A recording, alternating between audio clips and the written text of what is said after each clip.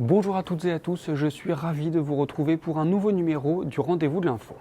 Un centre éducatif fermé Nouvelle Génération a été inauguré début janvier à Épernay dans la Marne. Il peut accueillir 12 jeunes délinquants venus de toute la région Grand Est. Nous nous sommes rendus sur place pour échanger avec le directeur de l'association qui gère ce lieu. Interview à retrouver dans quelques minutes. On ira également à Saint-André-les-Vergers dans l'Aube où un projet immobilier est plus que contesté. Et puis je vous le rappelle, depuis ce lundi, on vous propose une nouvelle chronique avec Moi Président. Nous vous donnons la parole pour savoir quelle serait la première mesure que vous prendriez si vous étiez élu président ou présidente de la République. Mais tout de suite, voici un résumé complet de l'actualité.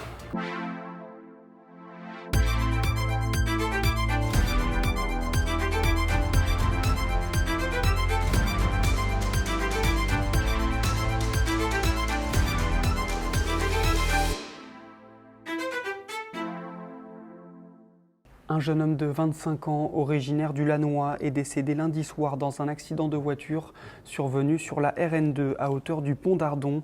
Pour une raison qui reste encore à déterminer, son véhicule est entré en collision avec un poids lourd. Les 3 autres passagers de la voiture ont tous été blessés, dont 2 grièvement. Le conducteur du camion est quant à lui indemne. Sachez par ailleurs qu'un homme de 94 ans est lui aussi décédé dans un accident de voiture entre Hirson et la Belgique. C'était ce lundi. 2 véhicules se sont percutés. Une enquête est en cours. 10 policiers supplémentaires ont rejoint le commissariat de Charleville-Mézières ce lundi. C'est la seconde fois en moins d'1 an que la police ardennaise bénéficie de renforts.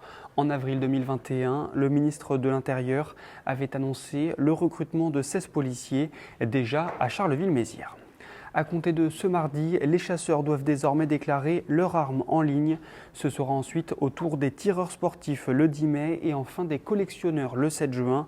Pourquoi cette nouvelle réglementation? Qu'en pensent les chasseurs et les armuriers de nos différents départements? Dossier complet dans votre journal de mercredi. Brigitte Klinkert, ministre déléguée chargée de l'insertion, sera en déplacement dans l'Aube ce jeudi. Elle assistera à la présentation d'Impulse-Aube, une entreprise d'insertion pour les travailleurs indépendants. Le préfet et le président du conseil départemental seront également présents. Et enfin, 8 mois après la série d'inondations qui a touché l'avenue Jean Jaurès à Reims, où en est-on? Alors que des aides d'urgence continuent à être votées par la ville, Éric Quénard, membre du Parti socialiste, a demandé un point d'étape au maire. Toutes les précisions dans votre journal de mercredi.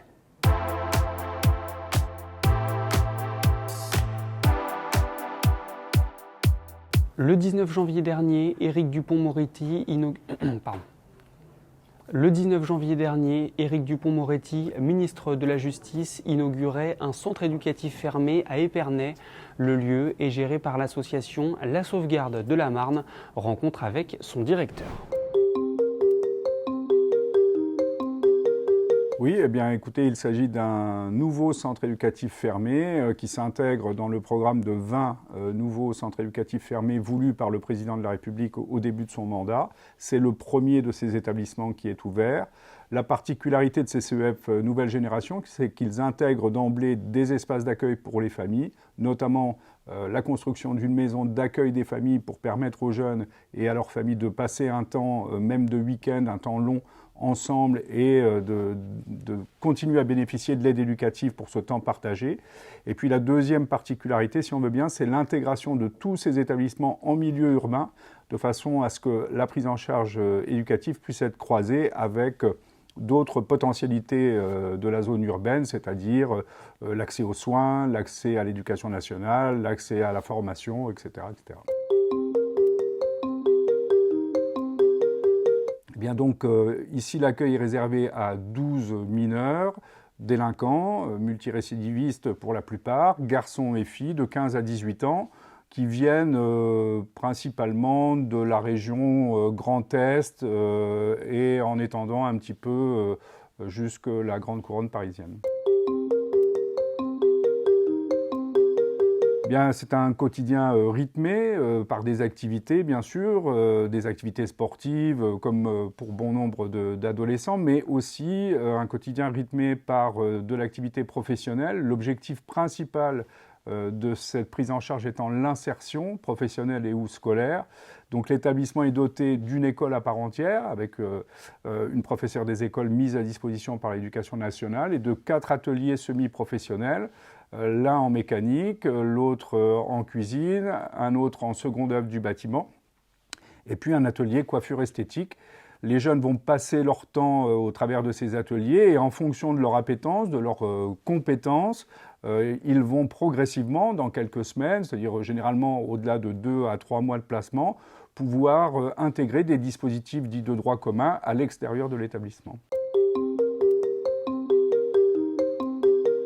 Alors tous ces établissements sont calibrés, j'allais dire, de la même façon, c'est-à-dire pour accueillir 12 jeunes 24 heures sur 24, 365 jours par an. L'établissement est doté de 26,5 équivalents temps plein, donc c'est une grosse équipe bien entendu, mais l'idée c'est que la partie éducative ici, la partie contrôle par les adultes et accompagnement par les adultes est fortement renforcée. Donc on a en permanence, 24 heures sur 24, une présence d'adultes renforcée pour garantir une prise en charge équilibrée et sûre pour l'ensemble de ces adolescents.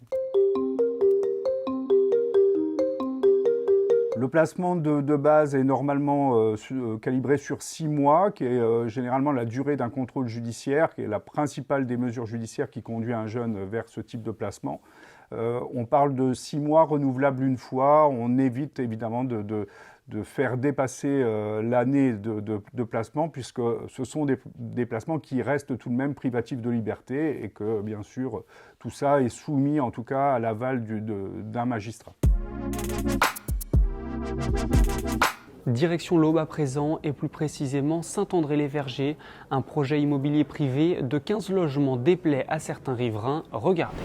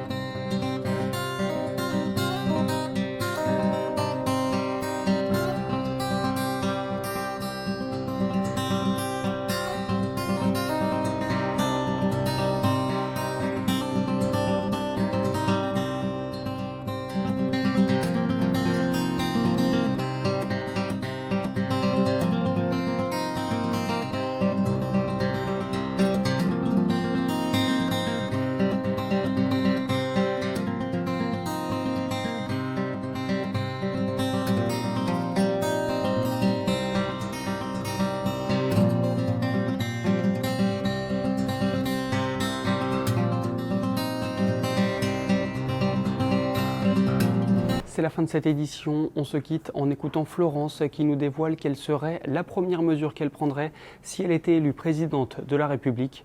De mon côté, je vous retrouve ce mercredi à partir de 18 h pour un nouveau numéro du Rendez-vous de l'Info. Moi, président, la première mesure que je prendrais, ça serait une aide conséquente pour les associations. Parce que j'ai travaillé pendant de nombreuses années en association et je sais les difficultés qu'elles ont. Surtout des financements et puis de l'écoute par rapport aux politiques du handicap, puisque moi je travaillais dans le handicap.